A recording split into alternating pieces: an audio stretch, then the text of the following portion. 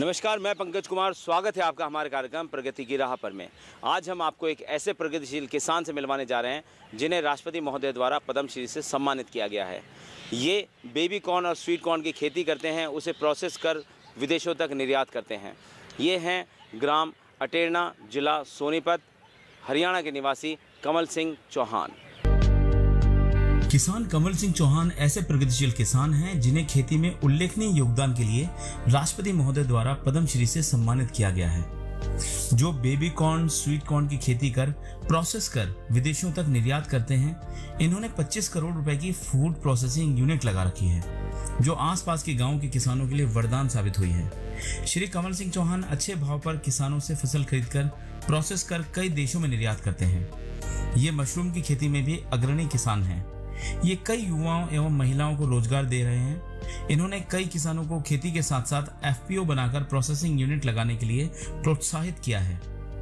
पद्मश्री कमल सिंह चौहान कई किसानों के लिए प्रेरणा स्रोत हैं।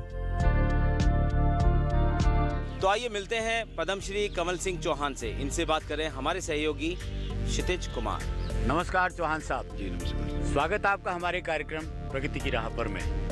सर, आप एक प्रगतिशील किसान हैं और आपने एक साधारण किसान से पद्मश्री तक की यात्रा की है। इस पूरे यात्रा के संदर्भ में आपको कैसा लगा?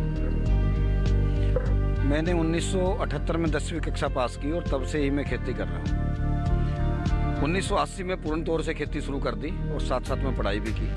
1980 में बासमती धान की खेती शुरू की, अच्छा फ़ायदा हुआ।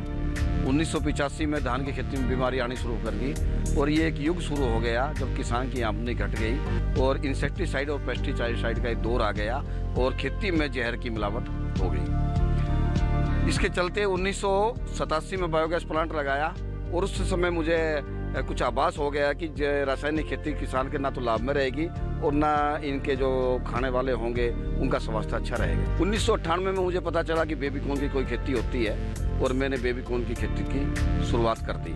साथ में जैविक तरीके से भी कर दी, जैविक खेती शुरुआत की। बेबी कॉर्न की खेती से मुझे ज़्यादा फायदा हुआ। यहाँ प्रचलन था धान और गेहूं की खेती करने का, तो उसमें दोनों फसलों में जितनी आमदनी होती थी इतनी आमदनी मुझे बेबी कॉर्न की एक ही फसल पर हो गई, तो मेरी आमदनी उससे बढ़ गई। पहले मैंने अकेले ने शुरू की, फिर मेरे गांव के दूसरे किसानों ने शुरू कर दी और फिर पूरे गांव ने शुरू कर दी और उसके बाद पूरे क्षेत्र ने शुरू कर दी। सर, ये जो शिशु मक्का है बेबी कॉर्न, ये जैसे जैसे बड़ी होती है तो स्वीट कॉर्न हो जाती है क्या? जी नहीं, ये बेबी कॉर्न की फसल है, आप देख रहे हैं। इसमें बेबी कॉर्न उंगली के साइज की होती है और इसमें दो पार्ट होते हैं। एक फीमेल होता है, जैसे ये आप देख रहे हैं, ये इसका फीमेल पार्ट है। ये बाल जो होते हैं फीमेल पार्ट होता है और आप देख रहे हैं जो ये होता है इसका मेल पार्ट होता है। ये मेल पार्ट है। जब भी किसी चीज़ का दाना बनेगा तो ये हवा के द्वारा ये इस पर बूर इस पाएगा तब इसका दाना बनेगा। इसको हम फर्टिलाइज नहीं होने देते और इसे ये जो इसका जो बेबी कॉर्न का जो मेल पार्ट है ये स्टेलाइज है, इसमें मेल पार्ट नहीं है। तो यदि इसमें कोई वैरायटी ऐसी होगी जिसमें मेल पार्ट होगा तो उसका ये झंडी हमें तोड़नी पड़ेगी। तो ये जो वैरायटी है 5414 है, तो इसमें मेल पार्ट नहीं है, इसलिए इसको हमें छोटी मात्रा में छोटी में ही इसको तोड़ना पड़ेगा। और यदि ये बड़ी हो जाएगी इसमें दाना तो पड़ेगा ही नहीं, तो ये किसी मतलब की नहीं रहेगी। पशु चारे के अलावा इसका कोई प्रयोग फिर नहीं होगा। सर, ये स्वीट कॉर्न मीठा मक्का है। आप देख रहे हैं कि ये हरा भरा खेत है स्वीट कॉर्न का और आपने इसके बाद आप देखेंगे कि इसकी प्रोसेस कैसे होता है। जो स्वीट कॉर्न है यहाँ के किसान स्वीट कॉर्न पैदा करते हैं और हमारी जो इंडस्ट्री है उसको बेचते हैं। इस स्वीट कॉर्न के बोने से यहाँ किसानों को ज़्यादा फायदा हुआ है, इसलिए यहाँ के किसान स्वीट कॉर्न की खेती करते हैं और एक तरह से कॉन्ट्रैक्ट फार्मिंग टाइप हमारी खेती है। किसान मंडी में महंगा होता है तो किसान मंडी बेचते हैं और आज का रेट हमारा जो स्वीट कॉर्न का है वो 13 से 14 रुपये किलो तक क्वालिटी वाइज हम किसानों से स्वीट कॉर्न खरीद रहे हैं। सर, आप किसानों से सीधा खरीदते हैं? जी, हम किसानों से स्वीट कॉर्न, बेबी कॉर्न, मटर और मशरूम सीधा खरीदते हैं और उनको हमने मिनिमम गारंटी प्राइस किसानों से तय किया हुआ है। हरियाणा में इसकी कितनी खेती होती है? हरियाणा में जमुना के साथ साथ जैसे कुछ गांव आप ये देख रहे हैं, भैरा है, मनोली है, पोसरा है, पोसरा के बाद में झुंडपुर है और आगे पानीपत में भी इसकी स्वीट कॉर्न की खेती होती है और यहाँ के जो किसान स्वीट कॉर्न पैदा करके अच्छा मुनाफा कमा रहे हैं। सर, आप तो खुद किसान हैं और ये उत्पादन करके विदेश भेजते हैं जी। तो दूसरे जो साधारण किसान हैं उनके लिए? किसानों के लिए मेरा कहना है ये कि यदि हम बेबी कॉर्न, स्वीट कॉर्न या ऐसी फसलें जिसकी विदेशों में डिमांड है ऐसा पैदा करेंगे और भारत सरकार ने जो योजना चलाई है किसान संपदा योजना, जिसके अंदर सरकार अनुदान देती है प्रोसेस यूनिट लगाने पे, मेरा सभी किसानों से निवेदन है कि एफपीओ का जमाना है। एफपीओ बनाकर किसान जिस जिले में जो कुछ पैदा कर रहा है और किसान संपदा योजना का फायदा उठाकर प्रोसेस यूनिट लगाकर और अपना माल को देश विदेश तक भेज सकता है। सर, आपने जिक्र किया एफपीओ का, जी, तो जरा इसके बारे में बताएंगे। एफपीओ फार्मर प्रोड्यूसर ऑर्गेनाइजेशन है, इसको एफपीसी भी कह सकते हैं, फार्मर प्रोड्यूसर कंपनी। अभी नए बजट में हमारे भारत सरकार ने 10,000 एफपीओ बनाने का टारगेट रखा है और सरकार इस पर अच्छा खर्च कर रही है। एफपीओ फार्मर प्रोड्यूसर कंपनी है जिसमें सारे किसान मेंबर होते हैं, किसानों की अपनी कंपनी है और इसमें भारत सरकार ने इसमें अलग से प्रावधान किया है कि इस पर इनकम टैक्स नहीं है। तो एफपीओ बनाने के लिए नाबार्ड और एसएफएसी को भारत सरकार ने पैसा दिया हुआ है, तो नाबार्ड भी एफपीओ बना रहा है और small farmer agri business custodian जो भारत सरकार का है वो भी एफपीओ बनवा रहे हैं। एफपीओ के माध्यम से किसान तरक्की करेगा ऐसी संभावना दिखाई दे रही है, क्योंकि एफपीओ में भारत सरकार ग्रांट भी दे रही है, एफपीओ बनाने का पूरा खर्चा भारत सरकार दे रही है। एफपीओ के माध्यम से किसान जो है जाएगा और अपनी प्रोसेस यूनिट लगाकर देश विदेश से बाजार में अपना माल बेच सकता है। सर, भारत सरकार जो कृषि के 3 नए कानून लेकर आई है उससे एफपीओ को क्या फायदा है? हमारे देश में पहले मंडी के द्वारा ही माल खरीद सकते थे, जैसे कि ये कोई प्रोसेस इंडस्ट्री है वो पहले मंडी जाएगा और मंडी से माल खरीद कर ही उसको प्रोसेस कर सकता था, ऐसा अपने देश में कानून था। फल सब्जी पर भी यही कानून था। मान लिया हम टमाटर की खेती करते हैं और हमने टमाटर की कोई यूनिट लगा ली तो यो यूनिट जो है टमाटर सीधा किसान से नहीं खरीद सकती थी, तो सीधा पहले मंडी जाना पड़ेगा और मंडी का टैक्स देकर तब प्रोसेस यूनिट खरीद कर तब काम कर सकती थी। अब नया टाइम आया एफपीओ का। एफपीओ किसानों की कंपनी है, किसानों ने कोई माल अपने खेत में तैयार किया और अपनी कंपनी में, ऐसा भारत सरकार में ऐसा नियम था कि उसको उस उत्पाद को, किसानों के उत्पाद को एफपीओ नहीं खरीद सकता था। इसलिए हमारे माननीय प्रधानमंत्री नरेंद्र मोदी जी, भारत सरकार नया एक कानून लेकर आई है जो 3 कानून किसानों के लिए लेकर आए हैं, जिसमें एपीएमसी एक्ट में सुधार भी किया है। एपीएमसी एक्ट में सुधार की मांग पिछले 20-22 वर्षों से चल रही थी। हमारे प्रधानमंत्री जी ने ये एक अच्छा काम किया है। यदि ये काम ना होता तो एफपीओ का कोई औचित्य ही नहीं रह जा सकता। एफपीओ के माध्यम से मान लिया कुछ किसानों ने मिलकर एक एफपीओ बनाया, एक कंपनी बनाई, एफपीसी बनाई, फार्म प्रोड्यूसर कंपनी बनाई।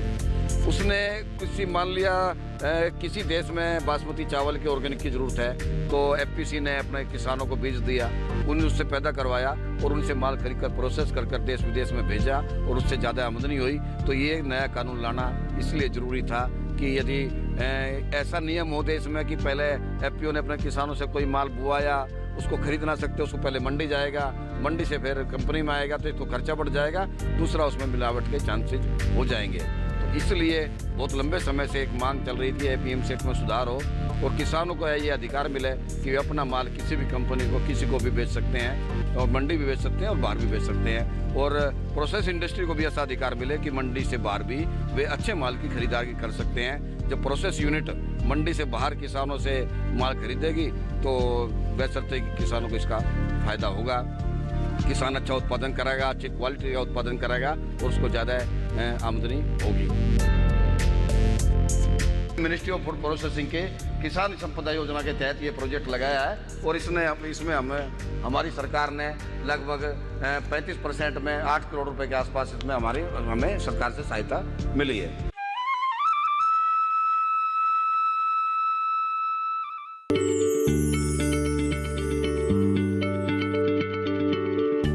क्या आप किसी बीमारी से परेशान हैं? चाहते हैं डॉक्टर की सलाह? तो हम हैं आपके साथ। बताएंगे आपको जीने जीने की राह। समस्याएं आपकी, समाधान देश के मशहूर विशेषज्ञों के। घर बैठे बात करें देश के जाने माने डॉक्टरों से। हमारे लाइव प्रोग्राम स्वस्थ किसान में हर शनिवार शाम 6 बजे से 7 बजे तक।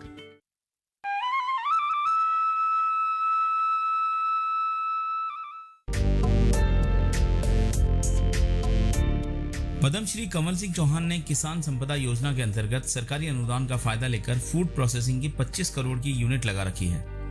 यूनिट में बेबी कॉर्न, स्वीट कॉर्न एवं मटर का प्रोसेस कर कई देशों में निर्यात करते हैं। गांव, अटेरना एवं आसपास के किसानों के लिए ये प्रोसेसिंग यूनिट फायदेमंद साबित हुई है। इस प्रोसेसिंग यूनिट में आसपास के करीब 400 महिला एवं युवाओं को रोजगार मिला हुआ है।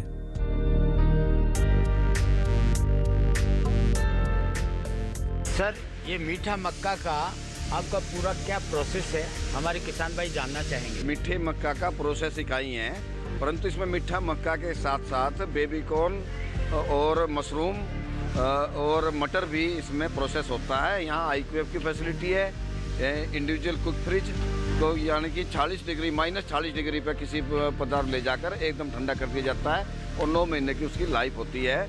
अभी हम यह मीठे मक्का से इसको प्रोसेस कर रहे हैं, इसको रिटोटिंग करके ना और विदेश के बाज़ार में इसे भेज रहे हैं। अब मैं एक बार दिखाता हूँ सारा आपको कैसे। ये मीठे मक्का का भुट्टा है, ये किसानों के खेत से यहाँ आया। यहाँ के आसपास के जो किसान हैं स्वीट कॉर्न यानी कि मीठा मक्का की खेती करते हैं और वो ट्रॉली के द्वारा इस प्रोसेस यूनिट को हमें बेचते हैं और हमने किसानों को एक गारंटी प्राइस दिया हुआ है। यहाँ किसान महंगा होता है तो मंडी बेचते हैं और यदि हमारा पड़ता लगता है तो किसान यहाँ बेचते हैं। तो ये देखो, ये मीठा मक्का है आपके सामने और इसका ये रुपए, इसको हमने यहाँ ये देखो, ये हमारी माता बहनाई लगी हैं और ये कर्मचारी हमारे लगे हुए हैं, इसको छील रहे हैं। ये छीलने के बाद इस पोजीशन में आ जाते हैं।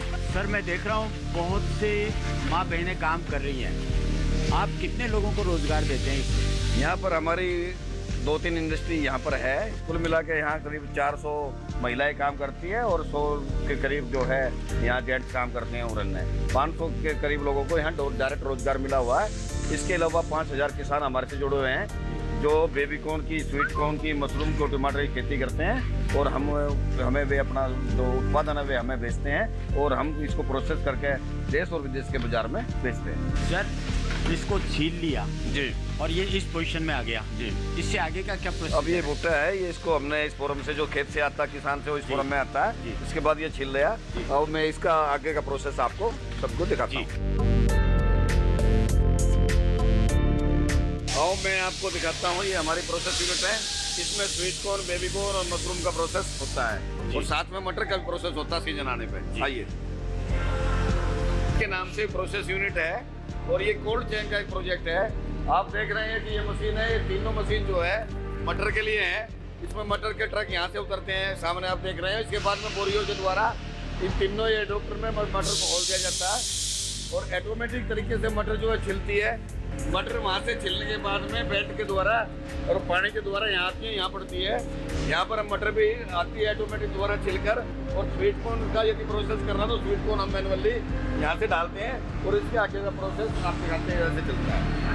ये चिलर है, चिलर या इसको कूलर भी कह सकते हैं। चिलर है, इसमें ठंडे पानी के द्वारा मटर, स्वीट कॉर्न, बेबी कॉर्न जो भी पदार्थ होता है उसको हम जो है ब्लांचिंग के बाद, गर्म होने के बाद एकदम ठंडा करते हैं। इसको एक तरह से ब्लांचिंग बोलते हैं, गर्म करना फिर ठंडा करना, कूलिंग करना। ये इंस्पेक्शन बेल्ट है। मटर, स्वीट कॉर्न, बेबी कॉर्न भी जो भी पदार्थ हमारा प्रोसेस करना होता है इस बेल्ट में रहता है। यह मैनुअली हम इसमें जो है इंस्पेक्शन करते हैं। यदि कोई अच्छी चीज़ नहीं है तो उसको निकाल देते हैं। दोनों तरफ जो है लेडीज खड़ी होती है जो उनको छाती। हाँ, स्वीट कॉर्न की प्रोसेसिंग कैसे हो रही है आज का हम आपको दिखाते हैं। आप देख रहे हैं खेत से भुट्टा आया, भुट्टे को छिलने गया, छिलने के बाद यहाँ रहा, यहाँ इसकी सफाई और सोर्टिंग हो रही है। आप ये देख रहे हैं, इसको दोनों साइज के हिसाब से दोनों तरफ से काट दिया गया और काटने के बाद ये इसको पाउच में पैक होगा और पाउच में पैक होकर रिपोर्ट कर इसको देश और विदेश के बाजार में बेचा जाएगा। आगे आप दिखाते हैं कैसे हो रहा है। ये इसका वेट हो रहा है, कितना वेट होता है? यहाँ पे होता है 500 5 भी कर सकते हैं। 500 से 550 ग्राम इसको वेट करके और इसको पाउच में भरा जा रहा है। देखिए देख रहे हैं स्वीट कॉर्न का जो भुट्टा हमने लिया था कटिंग करने के बाद इसको हम उबालते हैं गर्म पानी में, जो स्टीम के द्वारा गर्म होता है, और उसको उबालने के बाद एकदम ठंडा करते हैं। जैसे ये ब्लांच हो गया है। सर इसको उबालते क्यों हैं?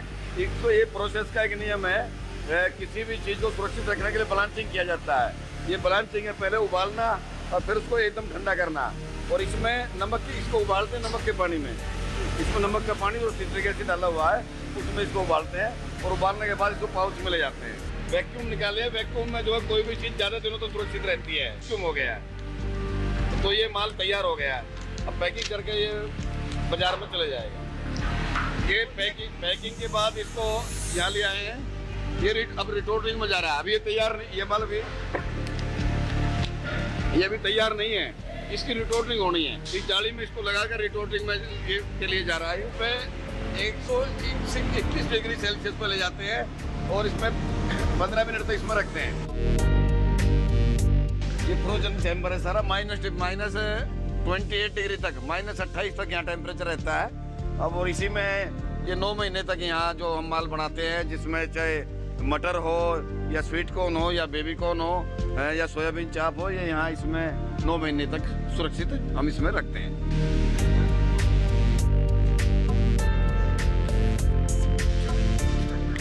आप ये देख रहे हैं, ये पाउच के अंदर रिटोट होकर ये स्वीट कॉर्न तैयार हो गया है और अब ये जर्मनी के लिए पैक हो रहा है। ये सब एक्सपोर्ट का माल है और एक्सपोर्ट में जाएगा।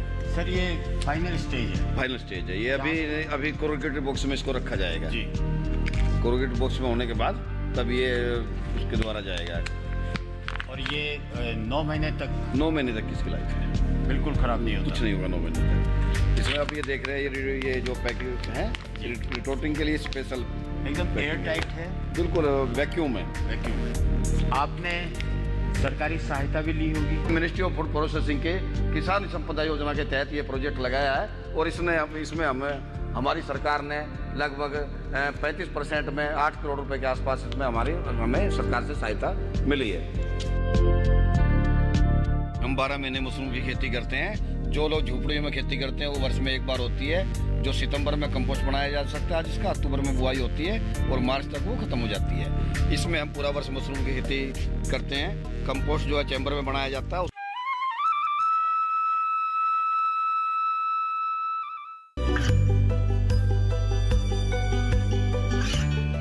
गांवों और पिछड़े क्षेत्रों में सरकारी योजनाओं की जानकारी पहुंचा। देश में कौशल और क्षमता विकास कर ग्रामीणों को सामाजिक बदलाव और विकास से जोड़ने की दूरदर्शन किसान की पहल चौपाल चर्चा देखें सोमवार से शुक्रवार सुबह 9 बजे।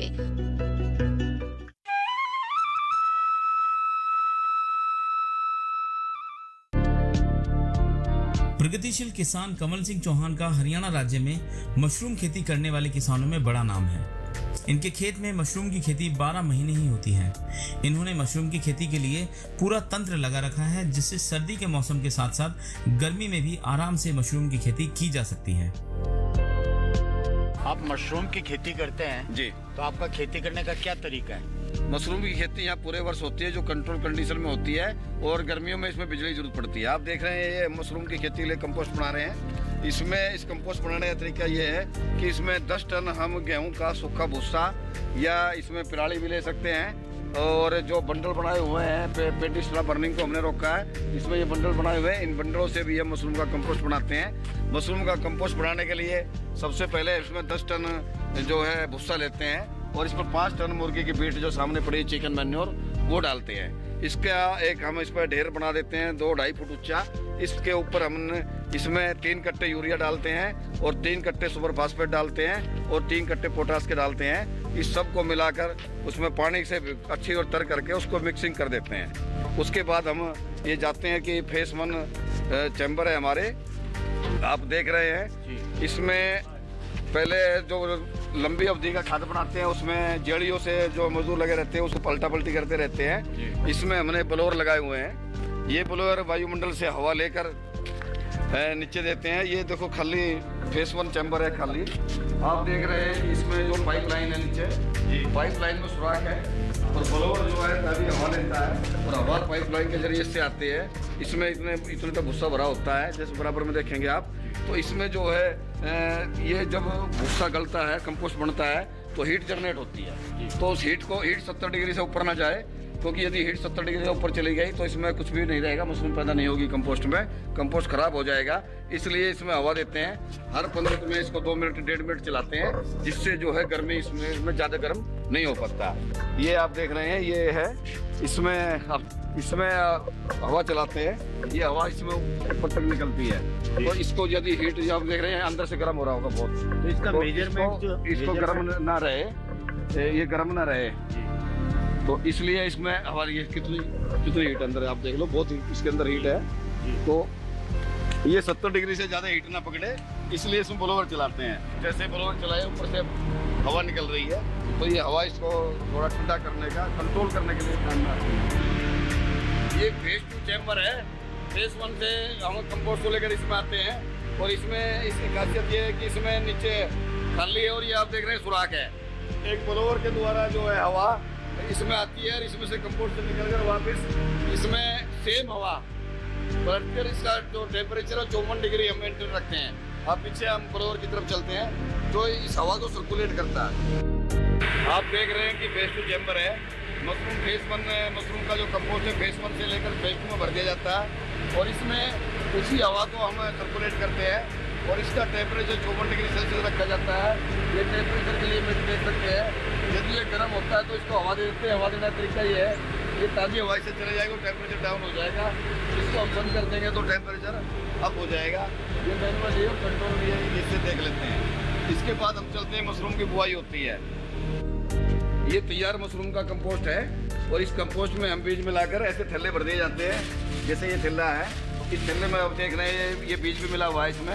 इसमें बीज मिलाकर इस थैले को बांधकर जो है कमरे के अंदर रख दिया जाता है। अब कमरे में चलते हैं और कैसे मशरूम की खेती होती है, कैसे पैदा हो रही है, वो दिखाते हैं। आपने मशरूम की खेती मकान में कर रखी है जी। कुछ लोग झोंपड़ी में भी करते हैं। मशरूम की खेती 2 प्रकार से होती है। ये बटन मशरूम की खेती है, ये सर्दियों के सीजन में झोपड़ी में होती है, और गर्मियों में इसको बंद मकान में इसी जो प्लांट है वो लगाकर किया जाता है। रेफ्रिजरेशन सिस्टम लगाया जाता है, जैसा कोल्ड स्टोर में होता है, और इसका एक टेम्परेचर है खास 18 डिग्री टेम्परेचर सेल्सियस।